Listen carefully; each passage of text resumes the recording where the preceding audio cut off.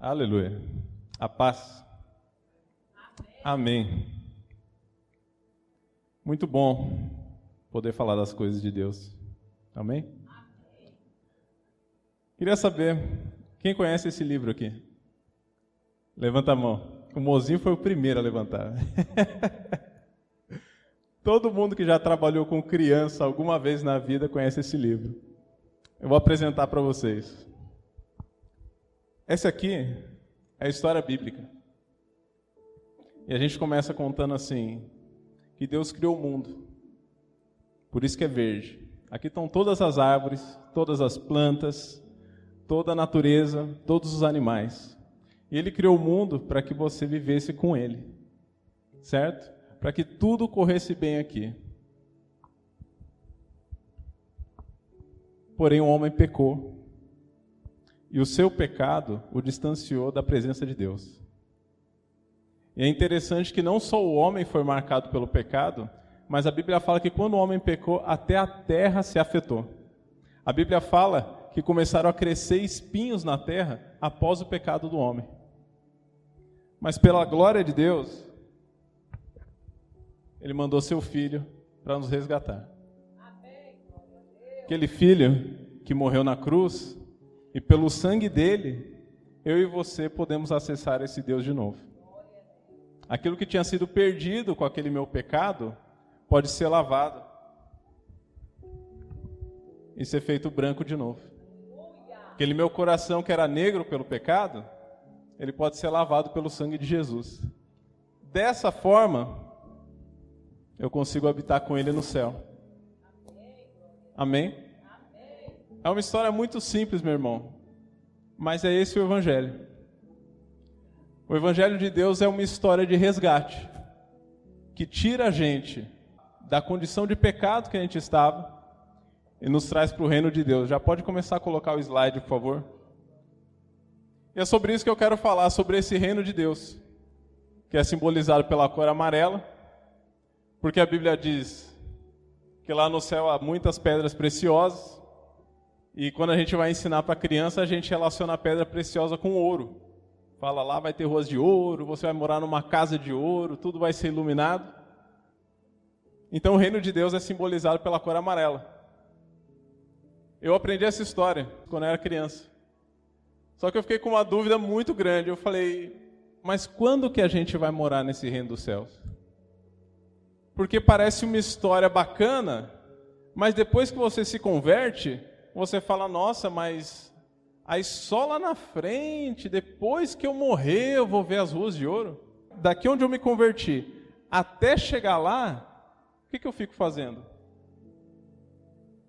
É sobre isso que eu queria falar, porque a história do reino de Deus, ela é trabalhada em todo o processo da nossa vida. Como o reino de Deus, que está lá no céu, afeta a minha vida agora. Afeta a sua vida agora. E existem muitas formas de falar disso. A gente pode começar falando de Jesus. Pode passar o slide. Tem uma pregação que eu estava vendo, numa palestra, e a pessoa que estava pregando perguntou assim, quando Jesus estava na terra, sobre o que ele mais falou? E o público era variado, tinha pastor, tinha líder, tinha jovem, tinha idoso, tinha gente convertida há muito tempo, há pouco tempo. E foi meio unânime quando falaram, o que ele mais falou foi sobre a salvação. E ela falou, não, o que ele mais falou foi sobre o reino de Deus. E é interessante que quando você pega Mateus 10, você pega do comecinho, ele vai falando assim, olha, separei os discípulos, esse aqui meu irmão André, esse aqui Simão Pedro, que é chamado de Pedro porque já tinha outro Simão, e ele vai pega os 12, aí fala que ele enche de poder de Deus esses caras, aí depois que eles estavam cheios de poder, eles falam assim, agora vocês vão lá para aquela terra, e vão começar a anunciar, e a primeira coisa que vocês vão falar é chegado o reino de Deus. Em algumas traduções, é interessante que eles traduziram num tempo futuro, porque eles estavam relacionando ao reino dos céus que está lá em cima, que vai vir depois que você morrer. Então eles traduziram, está próximo o reino dos céus, mas o termo original diz que é presente. Ele fala, chegou o reino dos céus, chegou o reino de Deus. E depois que vocês falarem isso, aí vocês vão curar os doentes, vocês vão curar os leprosos, vocês vão ensinar os meus mandamentos, mas a primeira coisa que é para vocês falarem é que chegou o reino de Deus. E para a gente entender melhor o que seria esse chegou o reino de Deus, eu separei em 7 passos. Pode passar, por favor? 7 passos do reino de Deus, para ficar mais prático. Eu fiz questão de fazer um slide, porque a gente só falando, às vezes não fica gravado, então tem imagem. Alguns versículos ficaram muito pequenos, então eles estavam lá repassando tudo, aumentando a letra. Mas é sobre isso que a gente vai falar hoje, para que você saia daqui entendendo como seus passos de agora interferem no reino dos céus, influenciado pela sua vida. Amém? Pode passar. Primeiro passo, aceite o Salvador. O que seria o aceite o Salvador? Vamos ler o versículo. Está em João 1, de 12 a 13. Vou ler ali. Mas a todos quantos o receberam, deu-lhes o poder ou o direito de serem feitos filhos de Deus, aos que creem no seu nome, os quais não nasceram do sangue, nem da vontade da carne, nem da vontade do homem, mas de Deus. Aqui ele deixa claro um processo, que apesar de você ter nascido da sua mãe, do seu pai, da carne, do sangue de um ser humano, ele fala, a partir do momento que você aceita a viver com Deus, você literalmente morre e nasce de novo, ainda estando vivo. Já começa a loucura a partir daí. E eu queria fazer um paralelo nessa história toda desses 7 passos, com a história que Deus escolheu para ser a metáfora desse nascer de novo em Deus, que é a história de Moisés. A história do povo do Egito, que o pastor estava explicando, são as primícias de Deus. É visto como um filho só. E o que é o aceite? A Bíblia diz que o povo hebreu estava preso no Egito, era escravo há muito tempo. Aí Deus manda Moisés, volta lá. Moisés foi criado no Egito, saiu de lá, foi reeducado pelo povo hebreu. Aí Deus fala assim para ele, eu quero que você volte lá, porque meu povo ainda está lá. Quando ele chega lá, ele fala, então, eu vim tirar meu povo daqui. O primeiro desafio da sua vida cristã é aceitar ser salvo. Daquele povo todo, muitos não aceitaram. A gente faz uma conta básica, chutando por baixo, para a gente não errar por exagero, de que tinha 3 milhões, mas de toda essa gente, muitos preferiram ficar no Egito. Eu não sei se você sabia disso. Por que a pessoa escolhe continuar sendo escravo? Você pode pegar pela história do Brasil. Quando foi assinado para que o escravo pudesse sair, curtir sua vida, fazer como quisesse, alguns falaram, meu Deus, que maravilha, porque eles apanhavam, porque às vezes eles passavam fome, trabalhavam carga horária muito longa, mas havia uns senhores de escravos que não eram tão ruins. Então eles falavam, poxa, aqui eu não estou tão ruim. Eu sou considerado escravo, mas eu como, eu bebo, eu tenho de dormir. Se eu sair daqui, onde eu vou morar? Onde eu vou ficar? Quem vai cuidar de mim? Então, às vezes parece ruim a sua situação, mas é interessante que quando a gente apresenta uma solução, a pessoa fala, nossa, parece bonita essa solução, mas eu estou acostumado onde eu estou. A primeira decisão que você tem que tomar para aceitar o reino de Deus é falar, eu aceito esse Salvador. Eu aceito a condição de sair de onde eu estou para que eu possa vivenciar o que o Senhor está me oferecendo. Porque o aceitar é na sua cabeça primeiro. Primeiro você aceita aqui, depois você começa a tomar atitude. E aí a gente vai para o segundo passo. Saia do ambiente antigo. Tem algumas pessoas que aceitam Jesus, vêm aqui, até aqui na frente, mas elas continuam nos mesmos lugares que contaminavam. Saia do lugar que está te fazendo mal. Bora ler o versículo. Filipenses 3, 13 e 14.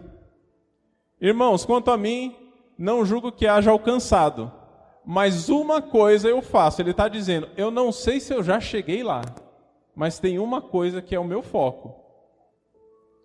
Esquecendo-me das coisas que para trás ficam e avançando para as que estão adiante de mim, prossigo para o alvo, pelo prêmio da soberana vocação de Deus em Cristo Jesus.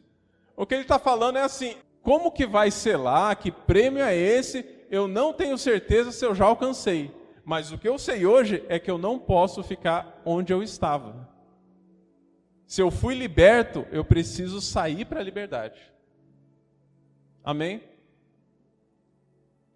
Passo 3. Estude suas leis. É o que a gente costuma fazer na igreja. A gente faz seminário de honra, a gente faz escola do Espírito Santo, a gente faz curso de JEP. Para quê? Para que você aprenda da lei de Deus. Voltando no paralelo do povo do Egito, a Bíblia fala que depois que o povo foi liberto, Deus levou o povo até o monte, onde ele falava com Moisés. Aí ele falou assim, Moisés, não é para eles ficarem aqui. Aqui é só uma pausa para que eles aprendam toda a minha cultura. Lembrando que o povo estava escravo há muito tempo. A cultura que eles viviam ainda era a cultura do Egito. Imagina você, embora você tenha nascido em Teresina, a gente te leve para a Europa com 2 anos de idade. Com 30 anos, se você volta, você não é um teresinense, você é um europeu. Não importa onde você nasceu, o que conta é a cultura que está movendo você. Como você está acostumado a viver.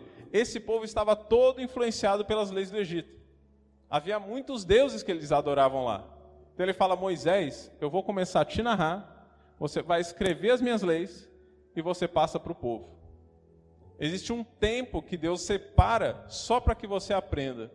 Na minha vida foi interessante que eu sempre tive uma vida muito corrida, mas quando eu parei para estudar, eu falei, não, eu quero me aprofundar nessa palavra. Parece que ele deu uma pausa em muita coisa que eu estava fazendo. Até meu trabalho ficou mais light. Eu conseguia trabalhar meio período e dava conta de tudo. E passava a tarde e a noite estudando. É um tempo necessário. A Bíblia fala que não tem como você ter esse tempo estando no lugar onde você é mal influenciado. Tem até uma parábola sobre isso, porque a gente dá de comer, aí vem o ladrão e rouba. Aí você tenta crescer, vem o espinho e encobre. É por isso que primeiro você precisa sair do lugar. Quando você está num ambiente tranquilo, pacífico, onde o povo estava naquele momento, ele fala, agora está na hora de você aprender as minhas leis. Amém? Meu irmão, se você não está aproveitando o tempo que Deus tem para te ensinar, quando chegar a dificuldade, você não vai saber lidar. Aí você vai lidar, sabe como? Da forma com que você lidava no Egito. Você vai voltar a fazer o que você estava acostumado a fazer. Você volta ao seu porto seguro. Se você não aprende a viver de outro jeito, você volta a fazer o que você já está acostumado. Então, quando chegar uma oportunidade de você aprender, meu irmão, acorda cedo, dá um jeito, toma um remedinho para ficar mais acordado, vem para o culto.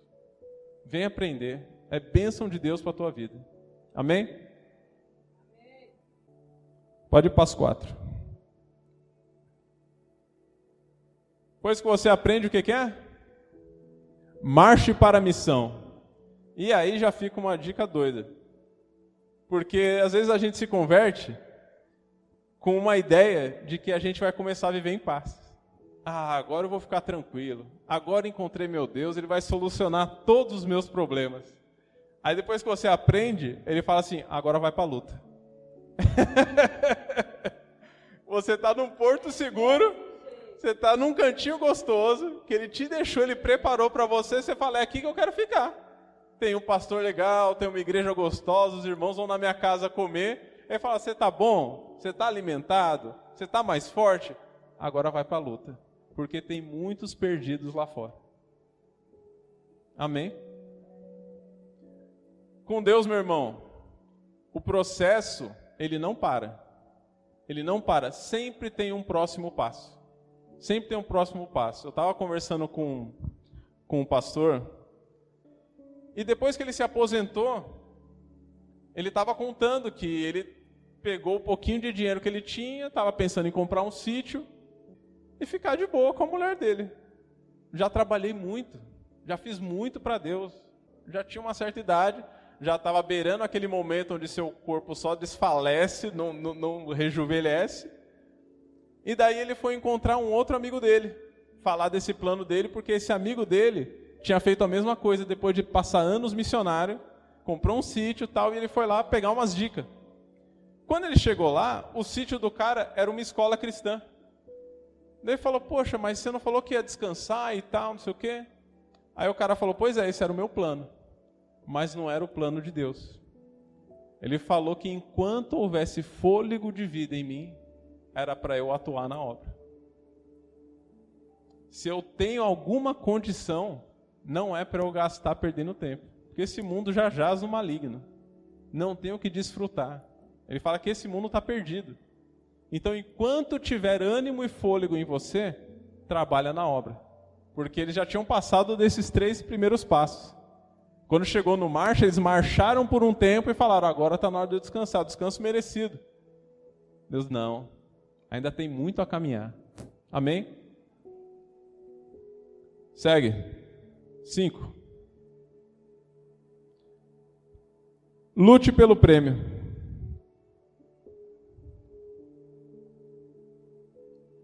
Às vezes a gente está marchando, e voltando à história de Moisés, é interessante que o povo estava marchando, mas ainda na cabeça deles, nem todos estavam com a mente onde Deus queria que estivesse. A história dos espias, em que vários espias são enviados, e só 2 falam, não, acho que a gente vence, o resto falou, não, os caras são grandes, os caras são gigantes. Aí é complicado a gente vencer essa guerra. Como que a gente vai chegar nessa terra prometida com esse pessoal morando aí? A Bíblia fala que é para a gente lutar pelo prêmio, mas as armas que você luta não podem ser as carnais. Com o que Davi venceu o gigante? Foi com uma pedra? Que pedra é essa que fura armadura, fura escudo, fura espada? Ele fala, eu vou lutar com você em nome do Senhor. Ele não venceu com a pedra, ele venceu pelo nome do Senhor. Pelo nome do Senhor, você pode estar de Havaiana, meu irmão. Não tem quem vença. Você entende isso? É por isso que antes disso tem o tempo de treinamento, para que você aprenda quais são as armas que você precisa usar. E dentre elas, quando você vai entrar pelo Espírito Santo, você vai perceber que tem dons, tem funções, tem fruto, tem diversas armas que estão todas dentro de você. Quando uma pessoa te xinga e você xinga de volta, você está usando a mesma arma que ela, tentando ir de uma forma prática aqui.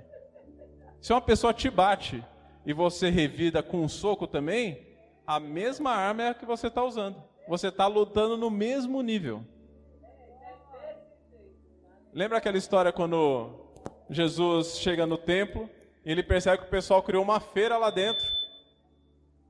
Aí ele começa a alvoroçar, não, esse lugar não é para isso, aqui é templo do Espírito Santo, aqui é a casa de Deus, aqui não é para fazer isso, e começa a tirar, destruir todas as quitandas que tinham montado lá, as frutas, os artesanatos, tira, não, aqui lugar de culto.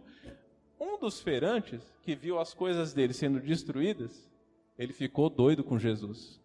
Quem você pensa que é para destruir minhas coisas? Meteu-lhe um tapa na cara. Qual foi a reação de Jesus? Ele falou, passou? Quando você me bateu, passou a raiva? Porque se não passou, pode bater do outro lado.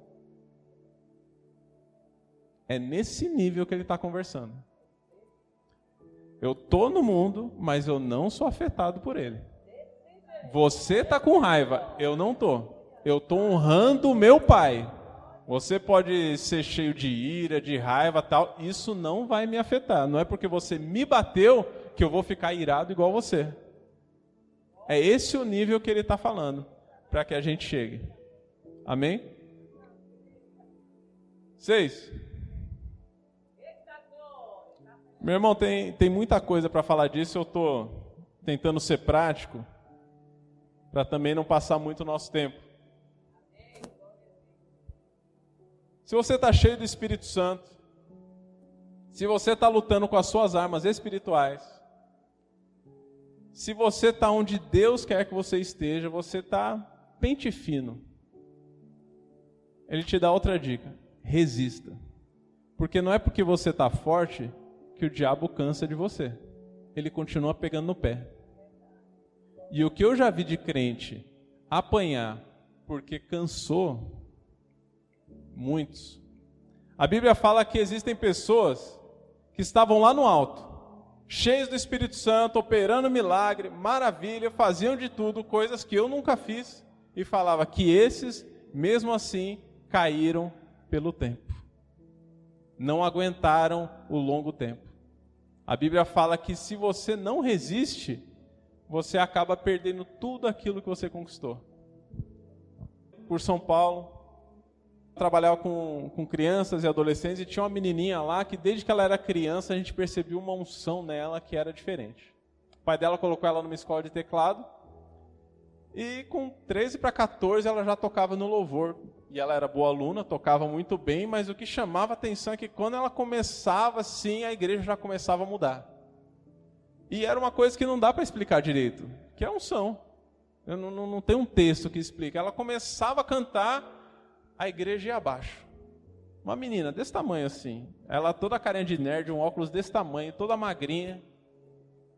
E daí com o tempo o outro adolescente começou a tocar violão e pai, andavam juntos. Quando chegou na fase aqui que a gente estava orando pelos jovens da faculdade, as ideias de lá começaram a bater com as ideias dela. Ela começou a ficar em muita dúvida. Ela começou a variar, começou a sair com gente que não devia, fizeram a cabeça dela. Ela foi perdendo, resolveu sair da igreja um tempo. Preciso pensar na minha vida, ver se é isso mesmo que eu quero. Passou uns 10 anos depois disso, eu já estava mais velho, estava em outra igreja, mas a gente tinha alguns amigos em comum, e eu perguntei dela para o cara que tocava violão com ela, que hoje inclusive é pastor. Eu falei, e ela, como tá? Porque ele era um dos que continuou no pé dela, né? Não, volta, a gente precisa de você, você é bênção, tal, não sei o quê. Aí ele me contando a última vez que ele conversou com ela, ela falou assim, sabe aquilo que eu sentia quando estava no palco? E toda a igreja sentia também? Sei, eu perdi. Eu não tenho mais. Eu já tentei voltar àquele nível e não consigo. Eu nem sei como me ia chegar de novo. É lógico que tem como voltar, mas tem que voltar do primeiro passo. Fazer tudo de novo. É igual a faculdade, meu irmão. Você não passou, você volta um ano. Você não continua de onde você parou, porque onde você parou, você repetiu. Você foi até aqui, repetiu, faz tudo de novo. Amém? Último passo. Honre a Deus. O que é o seu último passo? Vamos ler o versículo. Apocalipse 4, 10, 11. Está lá? Os 24 anciãos prostravam-se diante do que estava assentado sobre o trono e adoravam o que vive para todo sempre e lançavam as suas coroas diante do trono, dizendo: digno é, Senhor, de receber glória, honra e poder, porque tu criaste todas as coisas e por tua vontade são e foram criadas. Ele está falando aqui de pessoas que passaram por todo o processo, venceram, receberam a coroa da vida, que Deus fala que promete a todo aquele que vence, porque filho de Deus, que é rei, não é príncipe. Filho de Deus é rei também. Essa é uma diferença muito grande. O único príncipe que Deus denomina é o Satanás. Ele fala, ele é príncipe desse mundo. Ele é príncipe das trevas. Filho meu, que sou rei, é rei também. E ele fala que ele guarda tanto a sua coroa quanto o seu trono. Aí ele fala que aqueles que venceram, que receberam a sua coroa, tiraram e depositaram diante do trono de Deus. Falaram, como eu posso aceitar algo que eu só recebi pelo seu poder? Como eu posso me vangloriar de algo que eu só fiz, eu só realizei porque eu fiz tudo o que o Senhor mandou eu fazer? Tem um músico muito famoso que ele caiu nessa. Tem unção, cheio de Deus, ele deu um testemunho lá quando ele começou a carreira dele. E pá, estava crescendo, estava indo. Quando que ele caiu? Quando ele chegou no microfone e bateu no peito, um dia falando, eu sou bom. Por isso que não crescem como eu, porque eu tenho um talento maior do que os dos outros. A carreira dele começou a desandar. E é engraçado que ele continuou cantando a mesma coisa. Quando a presença de Deus sai, meu irmão, tudo que você conquistou com ela, vai embora também. É muito sério isso, porque ele te coloca num lugar tão alto que você começa a pensar, nossa, olha o que eu realizei. Essa é uma cilada de Satanás que funciona para o mais alto escalão.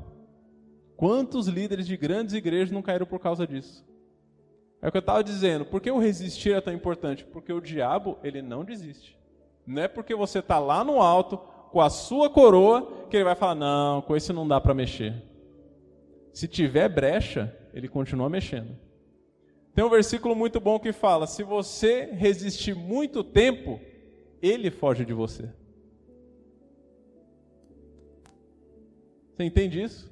Ele bate em você, você nem aí. Ele bate de novo e ele vai batendo. Quanto mais você desiste, ele fala, não, com esse eu não consigo.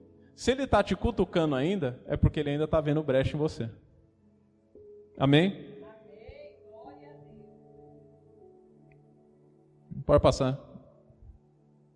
Meu versículo Apocalipse 12, 10 e 11. Esse é um versículo que eu acho interessante, que ele é dito em Apocalipse. Mas Jesus já anunciava a ele desde a sua chegada. Ele diz o seguinte, ouvi uma grande voz do céu que dizia, agora é chegada a salvação, e a força, e o reino do nosso Deus, e o poder do seu Cristo, porque já o acusador de nossos irmãos é derrubado, o qual diante do nosso Deus os acusava de dia e de noite. Ele já está dando aqui como ponto final. Ele já está dando aqui o diabo como derrotado. Ele já te coloca nessa posição de vencedor, de filho dele, de reino de Deus. E aí eu queria falar uma coisa interessante. Qual que é a relação do reino dos céus com você? Porque para Deus, você começar esse passo, desde o primeiro, você já é templo dele. Ele fala que você é o reino de Deus na terra. Ele fala que você não precisa passar por todos os passos para ser considerado reino. Ele fala, existe um reino lá longe, que está além das estrelas, e lá a gente vai morar, depois que você morrer, depois toda essa história que a gente conhece, você precisa se converter para morar nesse lugar, que arroz de ouro e pá, lá no achoro, lá no arranger de dentes. Mas se você se converte e começa a viver esses passos, toda essa realidade, você já começa a frutificar na sua vida. E ele fala, você sendo o reino de Deus, onde você pisa, se torna reino também. Entende a relação? Ele está falando que o reino de Deus não é você chegar lá. Você ser reino de Deus é o que importa para ele. Segue o slide. Reino de Deus. Eu anotei 3 versículos. Cada um identifica você sendo o reino de Deus através de uma figura da Trindade. Eu vou ler aqui. Atos 17, 24, Deus falando. O Deus que fez o mundo e tudo que nele há, sendo o Senhor do céu e da terra, não habita em templos feitos por mãos de homens. É por isso que ele fez você. Porque ele sabia que você seria o recipiente dele mesmo. A Bíblia fala que ele chegou na beira da praia, começou a mexer na lama e formou o homem de acordo com a sua imagem e semelhança. Depois que estava pronto o artesanato dele, ele sopra dentro de você o fôlego de vida que havia nele mesmo. Existe um pedaço dele dentro de você. E ele fala que é tão maravilhoso que é por isso que ele colocou num vaso feito de barro. Porque fala que se você visse o quão lindo você ia sair se achando mesmo. É interessante que a pessoa, às vezes, se vangloria quando vai no espelho e vê o vaso de barro, né? Fala, eu tô bem hoje. Imagina se visse o que é realmente a glória de Deus dentro dela. Jesus falando, Apocalipse 3:20. Eis que estou à porta e bato. Se alguém ouvir a minha voz e abrir a porta, entrarei em sua casa e com ele cearei e ele comigo. Quem que é a casa? É você também. Aí já está de mão dada, Deus e Jesus dentro de você. 1 Coríntios 6:19. Ou não sabeis que o vosso corpo é o quê? Templo do Espírito Santo, que habita em vós, proveniente de Deus, e quem não sois de vós mesmos? Você não está entendendo que você não é mais seu. Você não está entendendo, a sequência do versículo diz isso. Você não está entendendo que eu já te comprei por um bom preço. Você não está entendendo que eu já paguei você lá na cruz e agora o seu corpo é a minha casa? É o meu habitat, é o meu templo. Por que que você continua escarnecendo uma casa que é minha? É isso que ele está falando. A partir do momento que você começa na carreira com ele, ele já se introduz dentro de você, porque é ele que te dá força para passar todos esses 7 processos. Mas ele está falando, desde o momento que você aceita, eu já estou contigo. Continua comigo, porque eu te guiarei por todo esse caminho. Você entende isso, meu irmão? Não tem para onde você chegar se você já não estiver. É isso que ele está falando. Se você não entende que você já está com Deus, fica difícil você saber para onde você vai. Eu já estou em Deus. Para onde o Senhor quer que eu vá? É para cá, é para lá? Eu já estou contigo. A minha vida já é sua. É o Senhor que me guia. Eu não quero tomar nenhuma decisão se não for pelo teu dedo. Em um dos versículos de Jesus, quando ele está dispensando os discípulos, ele fala assim, se eu expulso demônios pelo dedo de Deus, não é óbvio que Deus já está aqui? Ele faz uma referência direta. Se Deus está comigo, o reino já está aqui. Por isso ele fala, é chegado o reino de Deus. Ele está lá longe, mas você aqui é como um reflexo dele. Como uma luz que brilha lá do alto, bate na sua cabeça e permanece onde você está. Você sair desse ambiente é decisão sua. Ele já tomou a decisão dele. Ele já quer a sua vida, ele já comprou, ele já deu os mandamentos, a parte dele já foi feita. Agora a decisão é sua. Você quer ficar nesse ambiente do reino de Deus? Você quer ser o reino de Deus? Ou você quer continuar na vida que você já levava? Porque são vidas totalmente diferentes. Não tem paralelo de igualdade. Não tem similaridade. Com Deus não tem morno. Ele fala, eu vou te provar. Você está aqui, você quer andar comigo? Eu vou provar você. Se você for quente, delícia, ótimo, que delícia comer com uma comida quentinha. Se você for frio, você já escolheu o seu lado. Agora, se você for morno, dá um nojo que eu te vomitar-te-ei da minha boca. Quem que é o morno? É quem está lá e cá. É quem aceita a Deus, mas também quer ficar no mundo. É quem fica sambando. Está lá e cá. Não para quieto. Eu quero um pouquinho de Deus, mas eu também quero um pouquinho do Egito. Ele fala, esse aí eu não tenho relação. Esse aí ele fala assim, lá no final, lá no Apocalipse. Mas Senhor, eu fiz muito milagre em seu nome. Eu te aceitei, fiz muitas maravilhas. Ele fala, nunca nem te vi, nem te conheci. Você falou em meu nome? Nossa, eu não estava nem notando. O meu nome tem poder mesmo, você deve ter feito tudo isso que está falando, mas eu não te conheço. Reino meu, você não é. Ou você é quente com Deus, ou ele prefere que você seja frio, porque pelo menos o seu lado você já escolheu. Ser morno, você está querendo enganar quem? É como se você estivesse tentando dilubriar Deus. Não, Deus, eu estou aqui, eu estou te buscando. Sai daqui, você faz suas besteiras. Para Deus isso é horrível. Porque quando você busca, Ele te atende. Ele fala, não, está vindo aqui me buscar? Ok, eu vou te dar minha atenção. Aí depois você vai lá e dá atenção para o Deus do Egito. Ele fala que isso é traição com ele. Ele chama isso de traição. É o nível que ele se relaciona com esse tipo de atitude. Você está me traindo. Você é minha igreja, você é minha noiva e você está me traindo. O louvor pode subir. Queria orar sobre isso. Para que a gente tivesse força, a força necessária para resistir nesse processo. E uma coisa interessante é que esse processo, dentro de você, não vale uma vez, porque dentro de você há muitas áreas. Às vezes, na sua profissão, você está 100%, você está com Deus, você é uma bênção lá, todo mundo te adora. Não, esse é filho de Deus, esse cara dá o testemunho, essa moça é exemplo, essa moça orou comigo. Chega na sua casa, você é o pior filho, é o pior marido. Meu irmão, todos esses 7 processos precisam passar por todas as áreas da sua vida.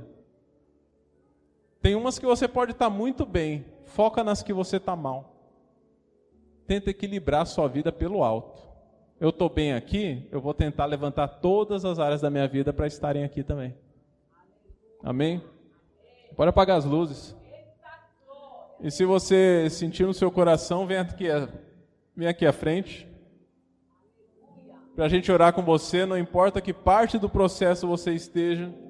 O que eu sei é que aquele que já aceitou uma vez, já é reino de Deus. É o que eu sei. O nível de processo que você está, eu não faço ideia. Eu creio que à medida que a gente vai falando, você vai avaliando sua própria vida. Então você se sentiu no coração, pode vir aqui à frente. Tem muito líder, tem pastor que pode orar por você e te ajudar nesse processo. É por isso que a gente está aqui. Por isso que a gente monta toda essa estrutura todo domingo, toda quarta. Segunda-feira a gente dá aula. Quinta-feira tem estudo. É para ajudar você nesse processo. Você não está sozinho.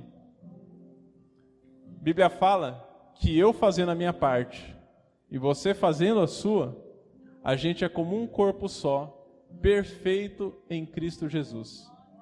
Você fazendo a sua função, eu tenho a minha, que é diferente da sua. Eu fazendo a minha parte, eu vou ser o dedo, você vai ser o braço, você vai ser a mão, você vai ser a unha, você vai ser o cérebro. Todos nós trabalhando juntos, a gente alcança a excelência. Então vem para frente, meu irmão, enquanto o pessoal canta, e deixa a gente orar por você.